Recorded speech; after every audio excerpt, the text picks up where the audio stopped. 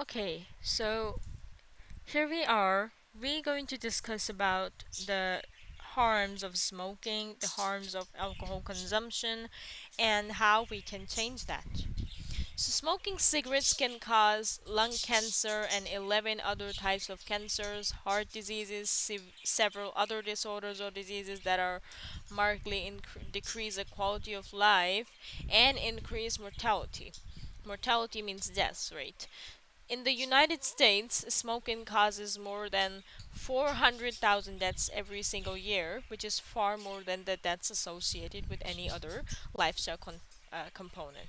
And here it is written that excessive alcohol intake causes an estimated 75,000 deaths. Wow. And there are still alcoholics going around, and well, it's better if you just stay away from alcohol and smoking. Staying away from excessive alcohol intakes lowers your blood pressure, decreases the risk of injury and heart diseases, strokes, liver problems, and some types of cancer. But it has been shown that for some people, I repeat, for some people, it has been found to promote health, like reducing the risk for heart diseases and type 2 diabetes. And what is the moderate consumption? It's one drink a day for women and two drinks a day for men. That's what moderation means. You do not have to be an alcoholic, okay?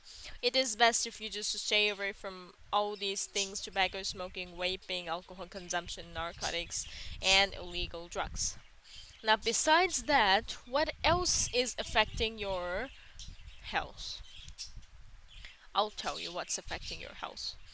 There is sleeping patterns. You guys know how bad the culture of grind is. When you do not sleep adequately or when you do not sleep well, it can have remarkable effects on a person's health. Sleeping can affect your health just as much as your diet. You know, when you do not sleep enough, it increases the risk for your heart diseases. Let me just write it down for you. When you don't get adequate sleep, it increases the risk for heart disease, type 2 diabetes, then depression. If you don't get enough sleep, you get depressed, you get obese. So it's better if you just eat, sleep normally. Abnormal breathing during sleep is a condition called sleep apnea, which is linked to an increased risk for chronic disease. I guess you should know this as well.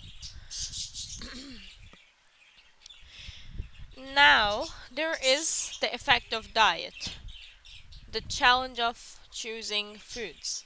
Because when you go to a restaurant or when you want to know what foods to eat, you think about what you like to eat, right? And not what is good for you to eat. So this is a really important section that we are going to look into in this video.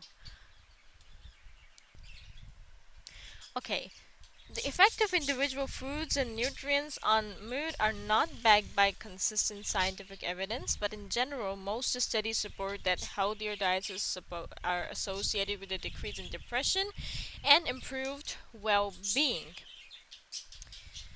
So, food regulates your appetite and how you feel, right?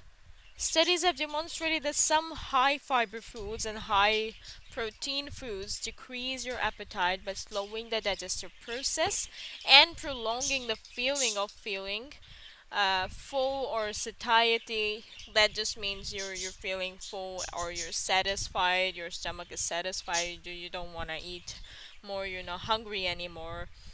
And yeah, can you relate to this? Like when you're feeling sad, you want to eat something sugary, and when you eat something sugary, you're just Like your mood just changes from sad to being normal, you know.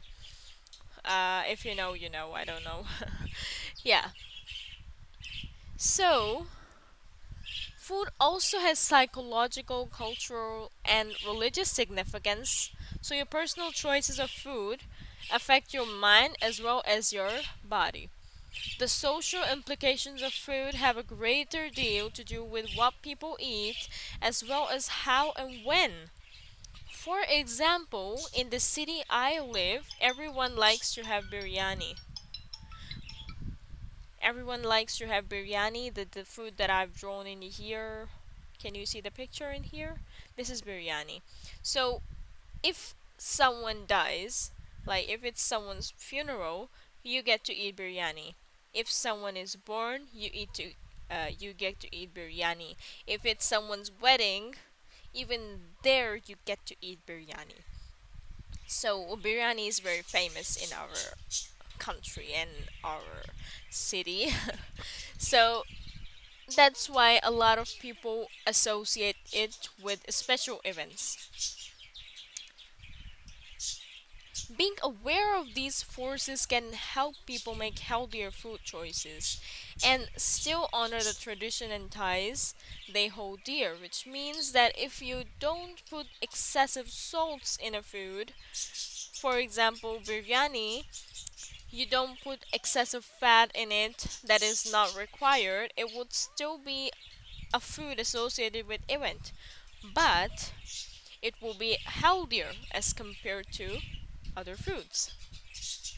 Now, typically eating kosher foods means a person is Jewish. Eating fish on Fridays include during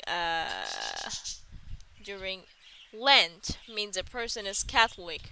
Fasting during the month of Ramadan for Muslims, yeah, that means a person is Muslims. On New Year, the Japanese would take part in the annual tradition of mochi pounding in hopes of gaining food and good fortune over the coming year.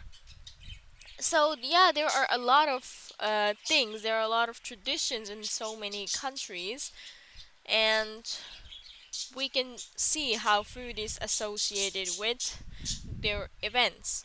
And when people immigrate, these national food traditions are carried to other countries. Okay. Now, in the next clip, we're going to discuss the factors that drive food choices.